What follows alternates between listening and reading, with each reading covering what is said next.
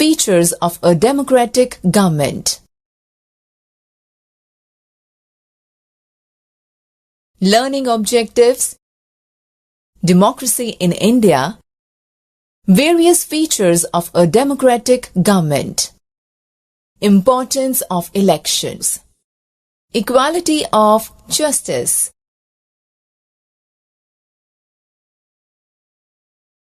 democracy in India. India is the largest democratic country in the world. The Constitution of India was enforced on 26 January 1950. Democracy is defined as a government of the people, by the people, and for the people.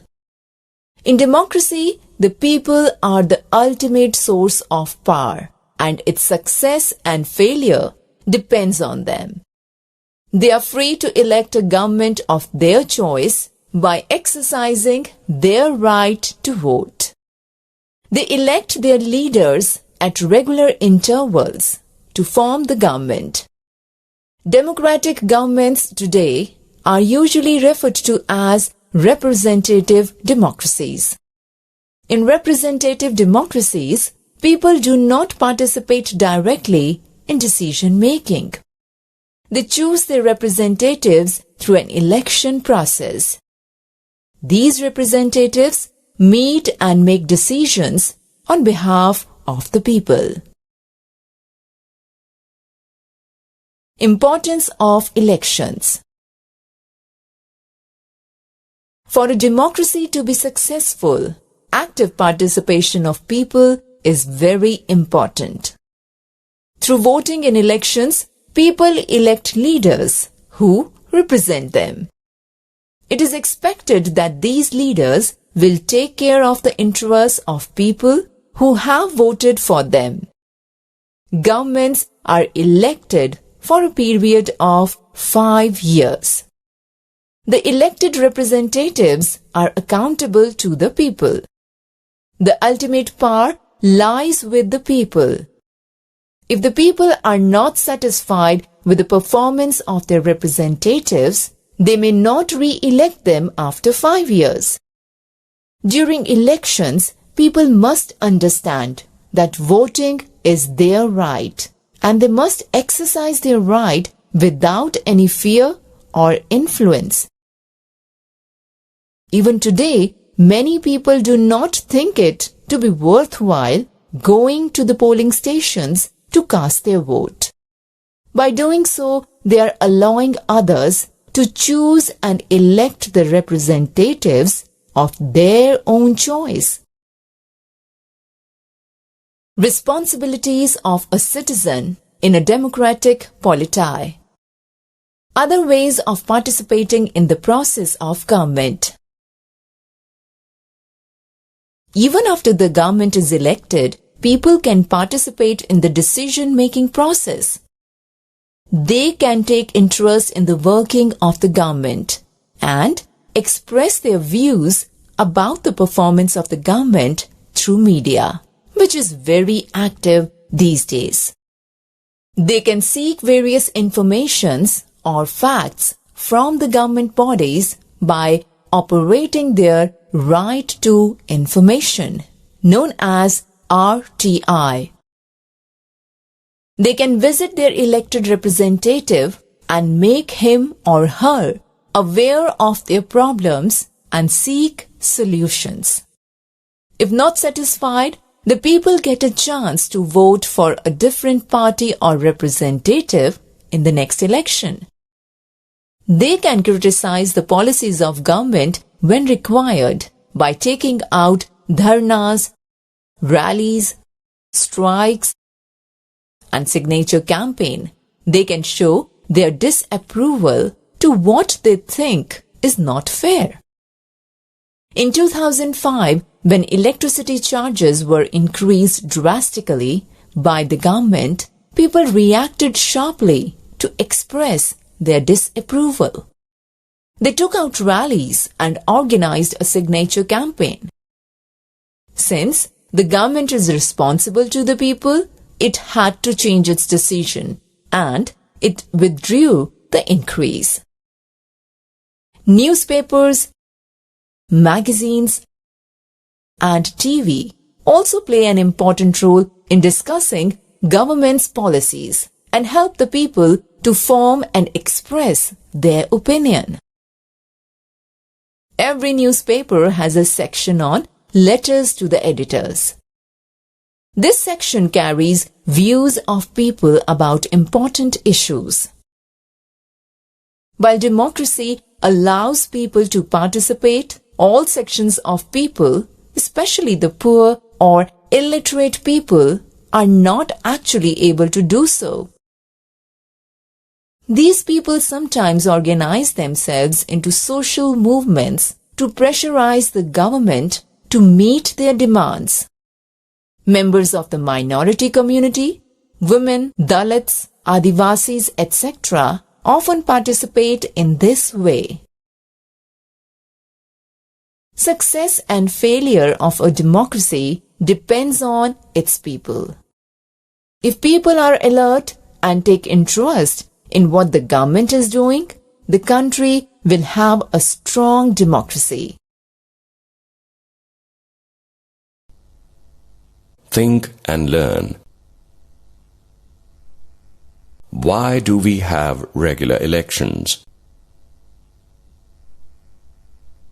If you see a dharna or strike taking place, find out what is it about and why are the people protesting.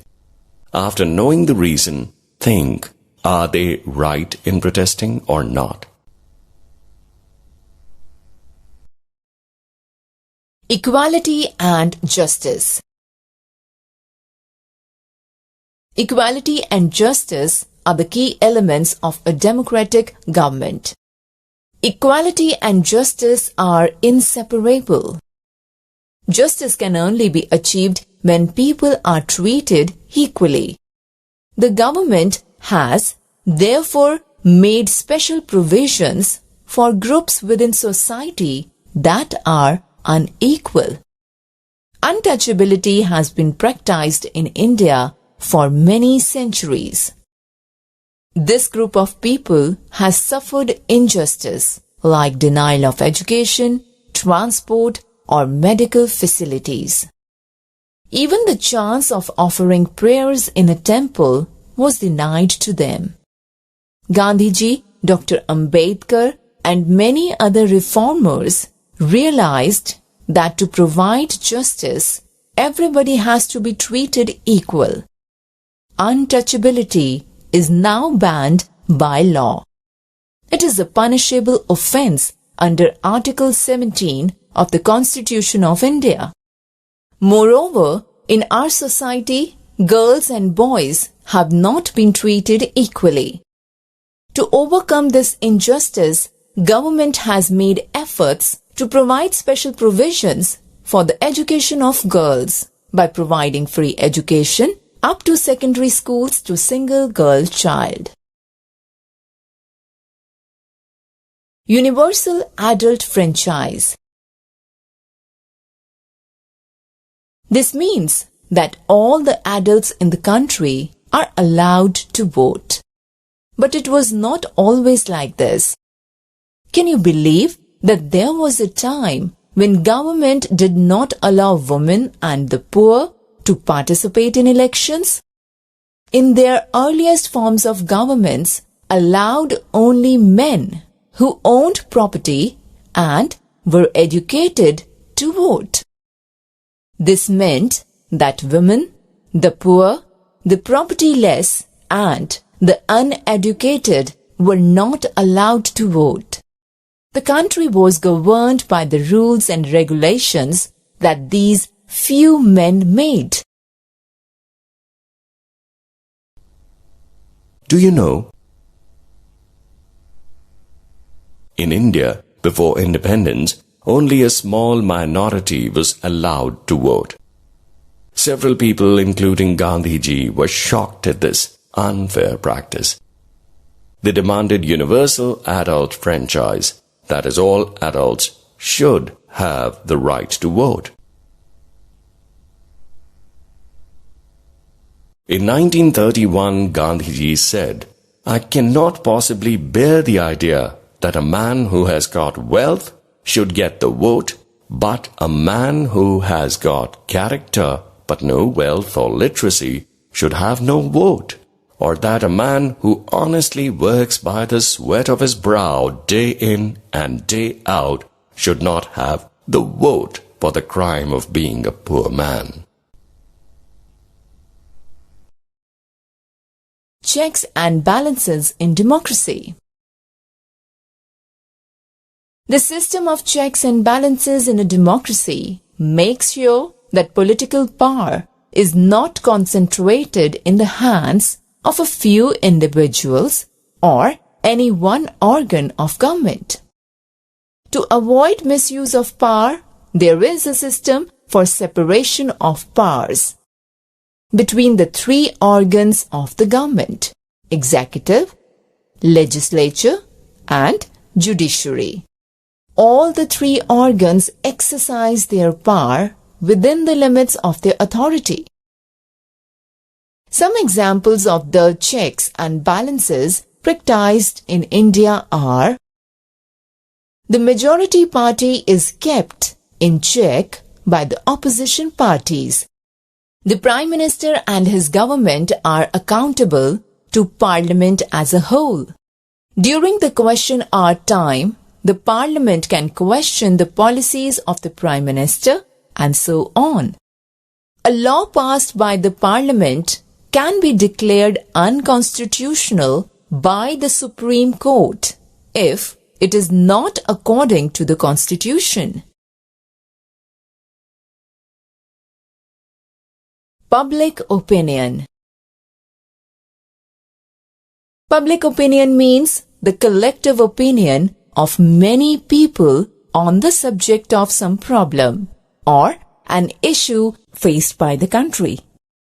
The freedom of speech and expression guaranteed by Indian Constitution gives the people the right to express their opinion on various issues. Freedom of the media is very important. Press, TV and radio, magazines, videos, websites and public meetings attended by thousands are the most important tools of mass media for expressing opinion of the people in a democratic country. An independent media acts as an important check on the government. It keeps the people informed of facts or happenings in the country. The people can know the views of others on various issues. They can express their criticism or appreciation of the governments through the media. Media acts as a communication bridge between the people and their elected government. The government also learns about the mood of the people, their problems, their satisfaction or dissatisfaction through media only. Conflict resolution in democracy. India is a land of diversity. There are several instances of conflicts which occur when people of different religions, regions, cultures or economic backgrounds do not get along with each other. Sometimes the people of a group may feel that they are being discriminated against and may use violent means to settle their differences. These conflicts may cause insecurity, tension, and fear among others living in that area.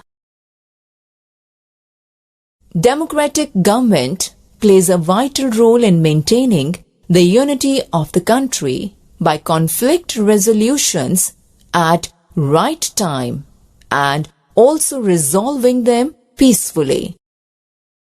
While democracy believes in majority rule, it is equally important to pay attention to the needs of the minority.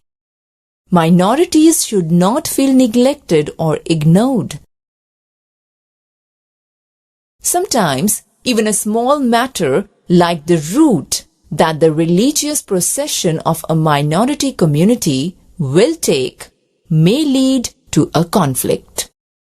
The government plays an important role in resolving the conflict by suggesting a meeting of the representatives of both the communities to arrive at a solution.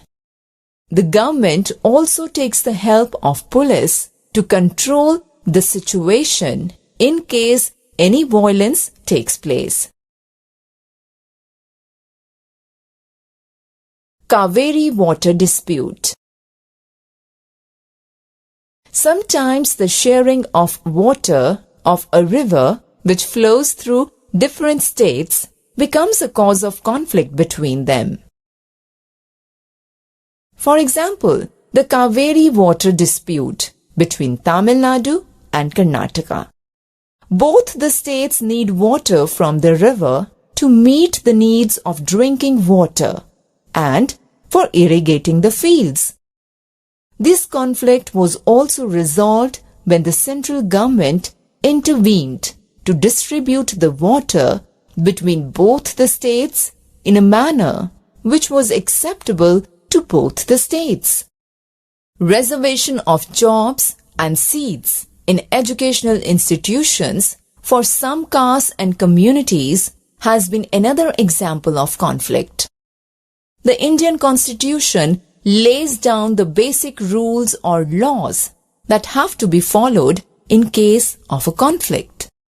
Conflicts and differences have to be resolved according to these laws. Role of opposition. The elected members of the parties which do not form a government are called opposition party. Opposition parties have an important role to play in a democracy. Their role has to be a positive one rather than a disruptive one. They should support those policies of the government which are desirable in the interest of a country. At the same time, they have a right to disagree with the government if the policies are anti-people or perceived to harm the country in the long run. Opposition parties keep a close check on the ruling party and make it accountable to the people by raising issues at the right platform.